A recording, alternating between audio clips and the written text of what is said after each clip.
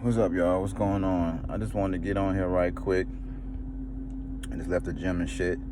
And I want to talk to y'all real quick about energy, frequency, and vibration. Specifically, more on just vibration in general and frequency, but it means all the same. Be very mindful of your environment, right? The saying goes, you are a product of your environment. Be very mindful of your environment because you are becoming your environment.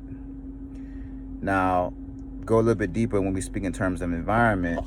It's not just the trees, the birds, and the bees. It's not just the graffiti on the walls. It's not just, glass windows being broken out of. It's not just, people on the streets selling narcotics, drugs, whatever. That is not really the environment that you really want to focus on. You really want to focus on the people that you surround yourself around 24/7. That is your true environment. The exterior aspects, yes, it plays a factor, but the real environment that you really want to be mindful of is the people that you put yourself around day in and day out. That influences your energy, your vibration, your frequency. And why I say that, because this is something that, we all know, especially coming up in the hood, especially coming up just as black people in general, or just anywhere where you live in a low income housing area, whatever the case. We always know, or we always hear the saying, you are a product of your environment, meaning you're going to become your environment. But when you really think about it, say they got, okay, let's use an example. Say they got a little boy named, I don't know, Lil JJ. Lil JJ lives in the hood. He's exposed by everything that goes on in the hood. But when he goes home, he has a mom and a father who teaches him about, starts to educate him, tell him about all the things that's going on in the world. Maybe he's from, he has like an Islam background or something, or maybe his parents are more into spirituality, so they teaching him different ways and understandings of how the world works. Or, his dad could be a physicist, his mom could be, I don't know, in the medical field, something. But what I'm getting at is that when that child goes home, what's ultimately whatever's going on in that house is going to really impact them more than anything that's what's going on outside of them, because the house is the first teacher. Outside of the house is the second teacher. Now, what you'll notice is that most adolescents, children that grow up, they don't really have too many parents that are teaching them 24/7. They don't have a lot of parents that are in their faces 24/7, because the parents need breaks due to society. So they're like, yo, here's a tablet, go about your business. Or they just ain't got time to give all that time and attention to their child, because they give them to the public school systems, and the public school systems are supposed to teach them X, Y, and Z. But outside of the whole traditional way of learning, let's just say, going to school and things like that, when it comes down to really teaching your child the understandings of how this world works, a foundation of how this world works, they need that from you. If not, they're going to get it from outside source. 9 times out of 10, the outside source is friends, cousins, classmates at school, people they come about in their little walks back and forth home, or just in general. You don't have to be adolescents. It could just be people, who are grown, who are adults, even having these same influences.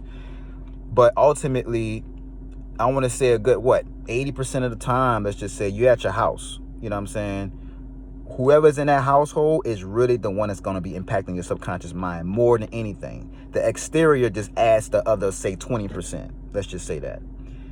But it's never really the external environment. It's more the internal, because if the parents are enlightened, or the parents are educated, or the parents know, look, this shit is bullshit, let me tell my child what it is first and foremost, so they won't walking around with a bullshit mentality. They won't have a bullshit mentality. So always be mindful of who are you constantly consuming, who are you constantly being around. Are they educating you? Are they putting you on? Are they having progressive conversations? Are they talking about things other than the basics, other than the norm, other than just what society tells you what's popular or not? Really focus on, or become more aware of your internal environment. Who are you constantly on the phone with? Who are you constantly going to clubs with? Who are you constantly going to gatherings with? They are influencing you on a subtle level. That's very important. So if the people around you are not, let's say, on that wave that you want them to be them on, cut their ass off ASAP. Let's go a little bit further. Another thing is when you vibrate, so let's just say this. Ultimately, and the environment that you create for yourself, the environment that you're around, it influences your energy, it influences your frequency, it influences your vibration. When you, let's say for instance, you have a bad household, a household that's very negative. When you go in that joint, you feel completely drained, you feel completely, this energy is very low. You leave, you go by your friends, you go out, you go this, you do that, you feel completely different. You feel like, oh my God, I could breathe again, right? So I want you to pay attention to this too. Your parents, your friends, whoever is in your environment, they can influence you and 3 feet away from you. But they also can influence your frequency, your energy, and your vibration 100 miles away from you.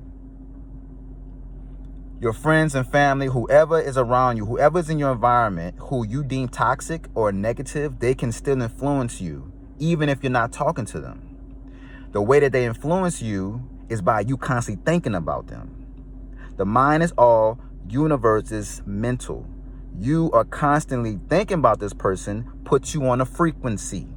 You're frequently thinking about this person, and if this person is considered to be negative, then you're going to start to feel negative.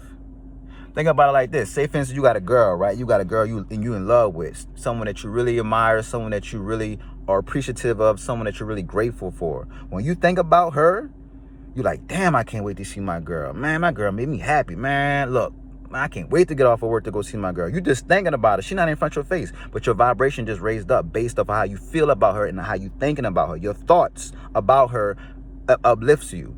Now, say you got the same token. You say you got a family member or friend that you think about, and you know they toxic as fuck, and you know you got to go around them.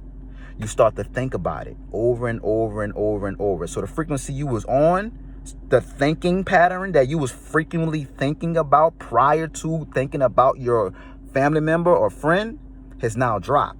Your vibration has dropped. Your energy has dropped. You could be driving in a car and you could be thinking about this person. You're like, damn, I don't want to see this person. And you just start, your whole energy changes.